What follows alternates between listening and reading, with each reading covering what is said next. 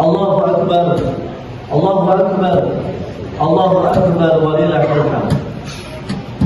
Saudara-saudaraku seiman yang senantiasa mendapatkan curahan rahmat kasih sayang dari Allah Subhanahu wa taala, mari sama-sama kita bersyukur kepada Allah Subhanahu wa taala dengan senantiasa mengungkapkan baik secara lisan dengan kalimat alhamdulillah, kemudian melapangkan hati untuk menerima segala macam kenikmatan-kenikmatan dan menggunakan nikmat-nikmatnya untuk melakukan berbagai macam ketaatan. Kita bersyukur kepada Allah Subhanahu wa taala karena Allah Subhanahu wa taala begitu banyak memberikan kenikmatan kepada kita. Allah Subhanahu wa taala tidak henti-hentinya untuk memberikan karunia yang begitu sangat besar kepada kita. Kita bergembira karena Allah telah menganugerahkan kita Hari Raya Idul Fitri sebagai tanda kemenangan kita. Tapi hadirin, sisi lain kita tentu bersedih. Sebagaimana dulu para sahabat Nabi ketika ditinggalkan oleh Ramadan, mereka bersedih hadirin. Masih banyak target-target yang kita sudah rencanakan untuk kita capai, belum tercapai hadirin. Tilawah Quran kita bisa jadi nggak sesuai dengan target. Ibadah-ibadah kita yang lain pun juga demikian hadirin. Puasa kita sadar betul belum maksimal. Puasa adalah amanah Allah. Kata Nabi sallallahu alaihi wasallam, "As-siyamu amanah." Puasa itu adalah amanah, tanggung jawab kita. Kita nanti akan bertanggung jawabkan di hadapan Allah Subhanahu wa taala. "Falyahfaz ahadukum amanatahu." Jaga, kata Nabi, amanah Allah itu. As-sawmu li, kata Allah, puasa itu adalah ibadah beda dengan ibadah yang lain yang hanya dipersembahkan untukku, kata Allah. Wa ana ajzi bih, dan aku, kata Allah, yang akan membalas segala macam apa yang sudah engkau lakukan dari ibadah puasa tersebut. Kita bersedih, kita merasa belum optimal hadirin.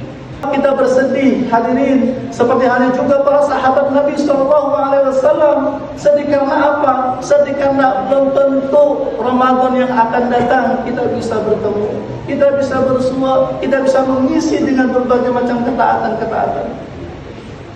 Namun demikian hadirin, meskipun suasana sedih kita hari ini dibarengi dengan suasana bergembira, tapi paling tidak Ramadan ini adalah merupakan perbendaharaan harta karun yang akan kita jadikan sebagai modal kita untuk bisa mengarungi hidup dan kehidupan di 11 bulan ke depan. Paling tidak itu hadirin, ada paling tidak 3 bekal utama atau modal untuk kita bisa hidup menjadi hamba Allah seperti yang dimaui oleh Allah Subhanahu wa taala.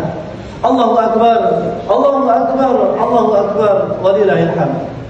Hadirin jamaah sekalian yang dirahmati Allah Subhanahu wa taala, modal yang pertama, dan ini begitu sangat kokoh, sangat kuat, kita capai pada ibadah Ramadan kita sebulan kemarin. Yang pertama itu adalah kedekatan hati dengan Allah Subhanahu wa taala. Sungguh Ramadan itu menghadirkan kita sebagai hamba-hamba Allah yang dekat dengan Allah Subhanahu wa taala. Bagaimana tidak? Allah berfirman dalam surah Al-Baqarah 186.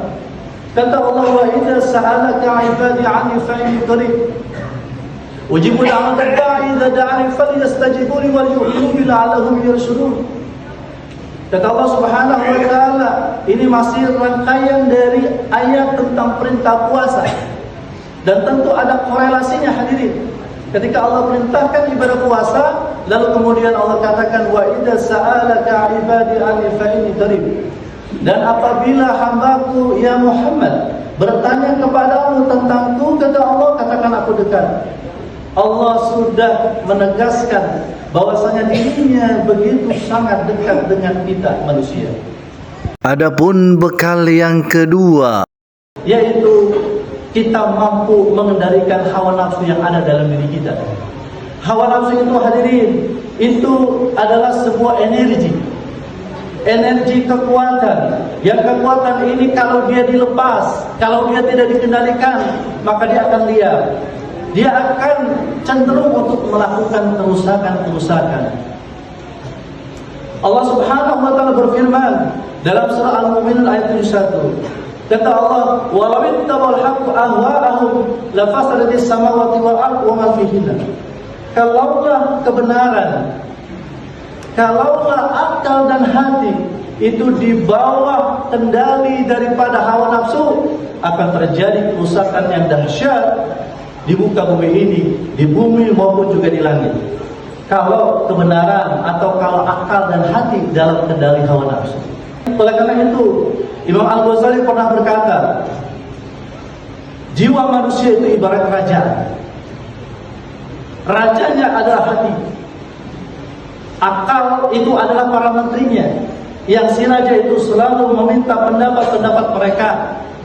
Dan hawa nafsu itu adalah diibaratkan sebagai petugas pajak yang siap untuk melakukan berbagai macam usaha agar seseorang itu melakukan berbagai macam hal yang dikehendakinya. Lalu amarah itu adalah ibarat polisi. Imam Al-Ghazali berbicara dalam konteksnya pada masanya. Oleh karena itu kata Imam Al-Ghazali, kalau seandainya hawa nafsu itu menguasai si raja, menguasai hati, menguasai akal, maka terjadi kerusakan. Tapi kalau seandainya raja dan para menteri itu bisa mengendalikan si petugas pajak, bisa mengendalikan hawa nafsu ini, maka akan tercipta kebaikan, kedamaian, ketenangan yang luar biasa. Allahu Akbar, Allahu Akbar, Allahu Akbar walillahil hamd. Puasa itu adalah pelindung hadirin. Oleh karena itu, kalau puasa itu menjadi tameng, menjadi pelindung, maka sesungguhnya yang dimaksud adalah dia menjadi pelindung dari jahatnya hawa nafsu yang ada dalam diri kita. Oleh karena itu, siapa saja yang berpuasa dengan baik, berpuasa dengan benar, maka sungguh dia sudah mampu untuk bisa mengekang hawa nafsu yang ada dalam dirinya. Karena hawa nafsu itu hadirin tidak bisa dihilangkan. Hawa nafsu hanya bisa dikendalikan, tergantung kepada akal dan hati kita kuat atau tidak. Kalau akal dan hati kita, akal dan iman kita kuat, maka senantiasa bisa membimbing hawa nafsu sehingga kemudian menjadi nafsul mutmainnah. Karena nafsu itu hadirin dalam Quran ada 3. Ada nafsul amarah bisu, nafsu yang senantiasa mendorong manusia untuk melakukan kejahatan-kejahatan. Ada lagi nafsul lawwamah, jiwa yang menyesali perbuatan buruk yang dilakukannya. Dan yang ketiga adalah nafsunya atau jiwanya orang beriman, nafsul mutmainnah, yang kata Allah, ya ayyatuhan nafsul mutmainnah, wahai jiwa yang tenang, irji ila rabbika radiyatan mardiyah, pulanglah kepada keharibaan Tuhanmu dengan saling ridha, dan kemudian masuklah ke dalam surga, kata Allah Subhanahu wa taala. Selama 1 bulan kita ternyata berhasil menundukkan hawa nafsu kita.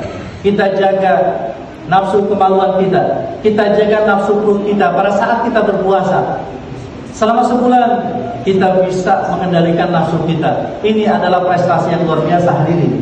Perlu kita pertahankan, dan ini adalah hadiah terbesar Ramadan buat diri kita untuk kita gunakan di 11 bulan ke depan, sehingga kita menjadi hamba-hamba Allah yang akal dan hati atau iman kita senantiasa bisa mengarahkan atau menjadi jangkauan daripada hawa nafsu yang ada dalam diri kita. Allahu Akbar, Allahu Akbar, Allahu Akbar walillahil hamd.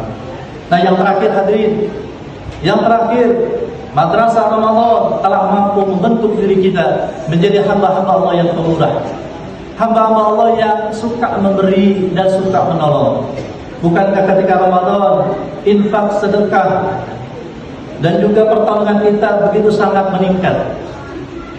Kita menginginkan seperti halnya Nabi SAW ketika Sayyidatina Aisyah berkata bahwasanya Nabi orang yang paling dermawan.